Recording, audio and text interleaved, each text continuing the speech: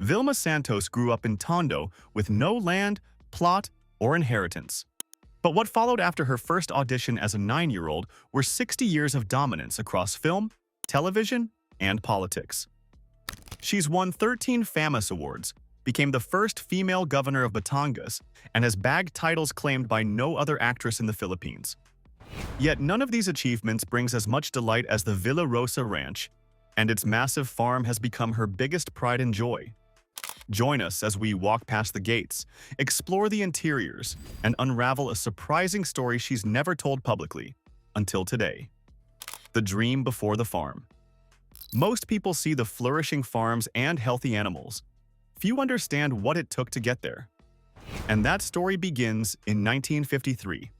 Vilma Santos was born on November 3rd in Tondo, Manila. Her father, Amado, came from Bamban, Tarlac. Her mother, Milagros, came from Cabanatuan, Nueva Ecija. Vilma was the youngest of 5 children in a family from the countryside, the kind of household where money was managed carefully and nothing came easy. But something about Vilma made her stand out the most. From a young age, she had a deep love for farming. And though she had supportive parents and siblings, what she didn't have was land. However, what she had instead was a face the cameras could not ignore. And in 1963, at 9 years old, she went with her uncle to attend a friend's audition. Her uncle at the time worked as a cameraman at Sampaguita Pictures, and he reportedly took her out to get a glimpse of what the entertainment world looked like. But even though the audition wasn't meant for her, Vilma left the studio that day with the lead role for the upcoming film they were auditioning for. This film was Trutus Leet, and her performance earned her the famous Best Child Performer Award. This led to a very successful career spanning more than 6 decades. From this, she would get the money needed to build the farm of her dreams. But doing so required a lot of time, because what she had in mind was much bigger than anything the best technologies from the 70s could afford. For Vilma's vision to work, this massive farm would need to have vast fields watered without waste, roofs covered in solar panels that produce stable electricity, large windmills spinning above the hills, and massive machines able to keep the farm running during flooded storms and dry seasons. By the late 70s, she was approaching the peak of her career, so the money wasn't the problem. Rather, the world was not ready for what she had in mind. For one, massive solar panels back then were kept only for satellites and research, not for local farms. And even though she imported them, they would produce too little power to sustain irrigation systems, refrigeration, processing equipment, and workers' housing all at once. But that was only the start of many problems she'd have to face. Solar batteries back then were much worse. They were massive, unreliable, heavy hunks of metal that drained quickly and failed often in tropical heat. At this rate, all it would take was a single cloudy week to easily cripple the entire farm. Though wind energy sounded promising on paper, the turbines of that era were enormous engineering experiments more than dependable farm equipment. They also required specialized maintenance teams that barely existed in the Philippines at the time. Replacement parts could take months to arrive by ship. And then there was the problem of intelligence. The best equipment available was still manual and relied on human operators to work. It was for these reasons she held off for over multiple decades on what she had in mind. And for the next 30 years, she would be known and celebrated for something entirely different. From drama, action, comedy to romance, Vilma Santos's name was everywhere. And her achievements were nothing short of breathtaking. She played the superhero Darna on screen 4 times. She won Best Actress awards so many times that the industry ran out of new ways to describe her. By the 80s and 90s, she was not just a movie star, but was widely recognized as the box office queen. It seemed audiences couldn't get enough of her. Her peak earning years generated the kind of wealth that, as she once said in a televised interview, allowed her to demand fees with 6 zeros for a 2-day shoot. Adevi held on to every peso she could, still believing she had what it took to build her biggest prize and joy. And when her savings reached the amount she had in mind, she started the things needed. The first things she bought were roots, and she bought them in large numbers. Yet what happened next would be the turning point of her life. The famous Recto family had deep ties to Batangas, the region where she wanted to establish her farm at the time. So when Vilma married Senator Ralph Recto in December 1992, Lipa became home in the truest sense of the word. She went on to serve the city as its first female mayor, and she did so for 3 consecutive terms. The total was 9 years, starting in 1998, and with her experience walking those streets and governing those roads. Even back then, Vilma knew exactly which corner of Batangas had the right elevation, the right breeze, and the right soil. Lipa sat roughly 300 meters above sea level. The air was cooler than in the lowlands. The weather was consistent enough to grow most crops. The mountain in the background was the Malarayat, and it had watched over that land for centuries. She chose that area for a reason, and that was where the Villa Rosa farm ranch was built. The name she gave it was not an accident, but was derived from her full name, Maria Rosa Vilma Tuazon Santos-Recto. The name was given by her parents long before she was known as Ate V by the industry, and in recent years, the massive farm within its gates has become her biggest pride and joy. And today, we'll explore how it was built, its interiors, total estimated cost, and the surprising things that happened along the way. The viral farm tour. Many of her biggest fans never knew she had always wanted to grow a farm so large and advanced since childhood. So when Jessica Mendiola, Vilma's daughter-in-law and wife of Luis Manzano, posted the official farm tour to her YouTube channel in August 2021, the comments filled up fast. People were surprised. Not because the ranch was modest, but because it was so much more than anyone had imagined. The hints were there, but no one could have imagined how massive and advanced it would be. Now, without further ado, let's delve right into the details. The farm was built on a sprawling piece of land in Lipa, tucked near the slopes of Mount Malarayat, lined with coconut trees and fruit-bearing trees in every direction. Vilma revealed she had been doing this for a few years now, showing the vast grasslands with horses and peacocks moving across the open ground. The estate begins with a large farm with open fields, animals, and working land.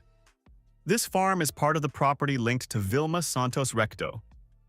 It is a quiet place with space built for farming and nature, and is now shown as a place for rest and simple life, away from busy public work. It was a fully modern green farm, designed for maximum harvests and efficiency. It combined several advanced technologies into one massive connected system, and the goal was to be able to produce the highest outputs while using as little waste, fuel, and water as possible. At the center of the system was solar energy.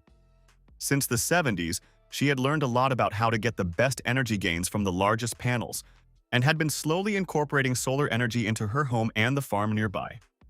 Today, the massive solar panels are placed on rooftops in open land to easily capture sunlight and convert it into electricity. This power would run irrigation systems and cold storage rooms. Once in a while, they would also power simple farm machines, as well as the main house. Excess energy would then be stored in large battery banks so the farm could still operate at night automatically or during cloudy weather. And that's not all. Alongside solar power, massive wind turbines are placed in open areas of the farm. These turbines generate extra electricity when wind conditions are strong, and together, the solar and wind systems reduce the need for diesel generators or external power sources. Also, for the farm to operate successfully, massive amounts of water are needed. And her water management relies on smart irrigation systems. Across the farm are sensors placed in the soil that measure moisture levels in real time. The drip irrigation pipes work by releasing only the exact amount of water needed for each crop. And with a smart automation protocol controlling the entire system, the sensors reduce waste and improve crop health in the long run. On top of that, rainwater harvesting systems would also collect and store water for dry periods. Yet it doesn't stop there. For farming efficiency, the estate uses precision farming technology. And in case those sound like buzzwords, they simply mean that drones fly over fields multiple times a day to check crop growth, detect pests, and measure soil conditions. This happens alongside GPS-guided tractors and automated machines that would help plant and harvest crops with very high accuracy, reducing human error and labor costs. Inside storage areas, climate-controlled warehouses would preserve crops for longer periods. These systems would regulate temperature and humidity to reduce the rate at which food gets soiled. The central digital control system connects everything, also monitoring energy use, water levels, crop health, and machine performance in real time, allowing farm managers to make fast, data-driven decisions. Together, these technologies make Vilma's farm a massive automated system that maximizes productivity while minimizing environmental impact. As for the main home, its story is a bit more complicated. The main home, its interiors and difficult history. As for the main home, its complicated history goes back to 1998, when Vilma Santos had just become mayor of Lipa City. Parts of her family's property had started to be used for public service. People would come to visit her there to talk about problems and concerns.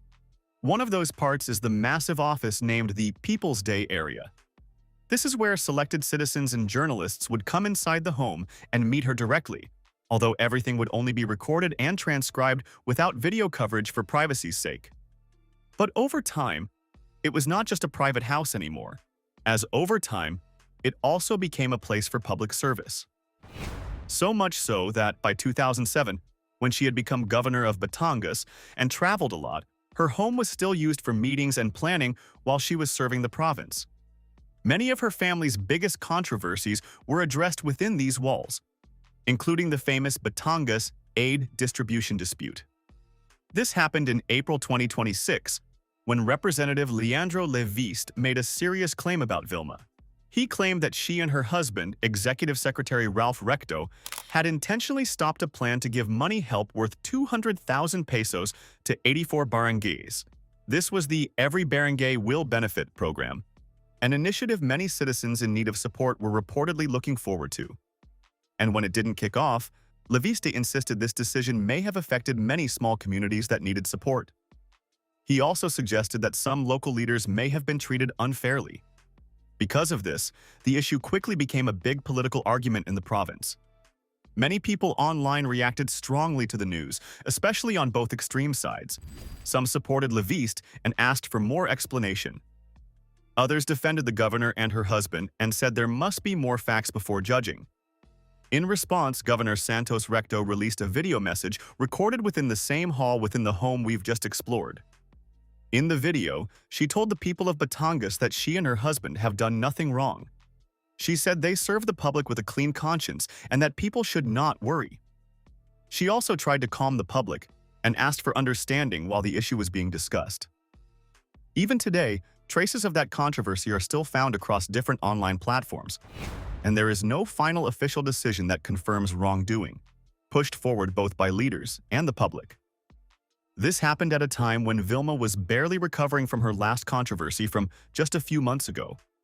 This happened in late 2025, when Governor Vilma Santos-Recto faced online criticism after a short video clip from a press interview spread on social media. In the clip, she was quoted as saying, "You attack us because we are above, and you attack because you are below."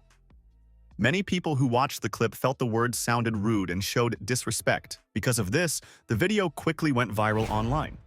Many netizens expressed disappointment and anger, saying the statement seemed to divide people into high and low. However, the governor and her office responded from home. They said the video was edited in a way that removed the full context. According to them, the clip did not show the full interview and may have changed the meaning of what she really said. They explained that she did not intend to insult anyone and that the message was taken out of context. But even after the clarification, the issue continued to be discussed online. It showed how fast information can spread on social media and how short clips can sometimes lead to misunderstandings. But then again, there was trouble on the horizon.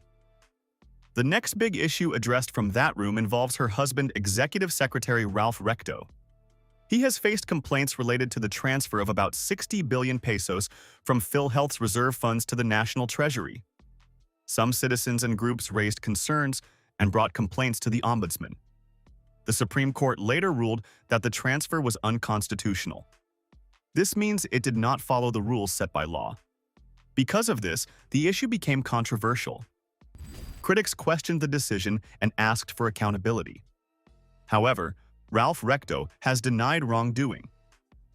He said he acted in good faith and followed what he believed was a legal instruction from Congress at the time. His supporters say the situation is complex and should be understood in full context before making judgments. The case continues to be discussed in legal and political circles. As for the rest of the interiors, there is a room with awards and plaques from her acting and political work, a small area with family photos, a quiet religious hub for prayer excluding the chapel outside, and the rooms used for meetings with visitors and citizens as we've just explored. These rooms show both her family life and her public work. Outside the house, the farm is separate. It has open land, animals, and nature, a quiet place compared to the inside, often shown as a place for rest and simple living. But that is not the end of the story. The ranch, the dynasty, and the city behind both. Lipa was chosen for the ranch and the farm because it is one of the most agriculturally significant cities in Batangas. The land is historically known for its coffee industry, once hailed as the coffee capital of the Philippines, producing Barako beans that were exported across Southeast Asia in the 19th century. But this lasted until a fungal blight in the 1880s wiped out most of the crop, and the industry never fully recovered to what it had been. But the land itself never stopped being productive, and the elevation and volcanic soil that once made Lipa one of the great coffee-producing territories in the region are the same conditions that make Villa Rosa Ranch work as a working agricultural property today. When Vilma chose to plant her orchard and graze her cattle on that specific ground, she was not choosing randomly. Rather, she was choosing land with a documented history of producing things, in a city with agricultural infrastructure surrounded by farmers and suppliers who understand the business of growing. Keep in mind that the Recto family's connection to Batangas runs deeper than Vilma's political career there. Ralph Recto is from a family with long ties to the province, and his own political career, serving as a senator for multiple terms and currently serving as executive secretary under President Marcos as of 2025. This long run has been rooted in Batangas for decades. Their son Ryan Christian Recto won a congressional seat representing the 4th District of Batangas, and in 2025, Vilma herself returned to win the governorship again at 71, which means the family now holds multiple positions at the executive, congressional, and provincial levels simultaneously, with the ranch sitting at the geographic center of all of it. With that in mind, Villa Rosa Ranch goes beyond just a private retreat to become the physical home base of one of the most politically active families in Batangas, operating across 3 generations and 3 levels of government at the same time. Luis Manzano, Vilma's son from her marriage to Edu Manzano, did not follow the political path, but built a career of his own in entertainment, becoming a television host and one of the most recognized faces on Philippine primetime, and married Jessie Mendiola in 2021. This was the same year the ranch tour was posted, adding another public figure to a family that was already among the most visible in the country. Jessie has continued to post content from the ranch since the original tour, and the property has appeared in enough of her videos since then that viewers outside the family have developed a running familiarity with what the grounds look like across different seasons, which is itself a kind of documentation that the property never had before the camera arrived. On the entertainment side, Vilma's film record goes well beyond the Darna films and the early box office years. Her most acclaimed dramatic work came in the 1980s and 1990s, with films like Relacion in 1982, directed by Ishmael Bernal. This earned her the famous Best Actress Award and is still considered one of the finest performances in Philippine cinema, and Broken Marriage in 1983, and Pahiram ng Isang Umaga in 1989, which won her the Best Actress prize at the Asia Pacific Film Festival, a regional award that put her alongside the best dramatic actresses in Asian cinema at the time. By the mid-1990s, she had accumulated 13 FAMAS Awards, 11 Gawad Urian Awards, and a Star Award, and had been given the FAMAS Immortal designation, which the organization reserves for performers whose body of work is considered beyond further competition. She was 42 years old when they gave her that designation, and she kept working for another 30 years after it. The ranch sits at the end of all of those achievements, marking the end of 60 years of film sets and campaign trails and governor's offices and congressional sessions. It is her current pride and joy, the one thing in her life that was built entirely for its own sake and runs entirely on its own terms, producing coconuts and fruit and cattle on Batangas land that has been growing things since before the Philippines had a film industry, and will keep growing things on the farm long after the awards and the election results have been filed away somewhere and mostly forgotten. By the end of the viral tour, Vilma said something that most people heard as a throwaway but was actually the whole story. In her words, translated from her naive language, this was always the dream. It was not a trend or a pandemic hobby, not even a PR moment. The dream was always to have something living that she tended with her own hands and gave something back to her.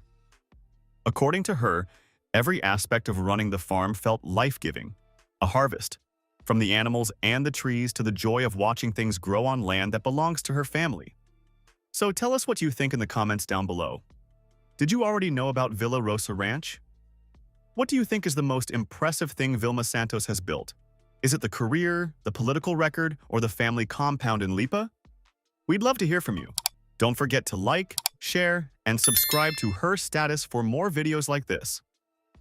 Click on the next video on your screen right now. Till next time, take care.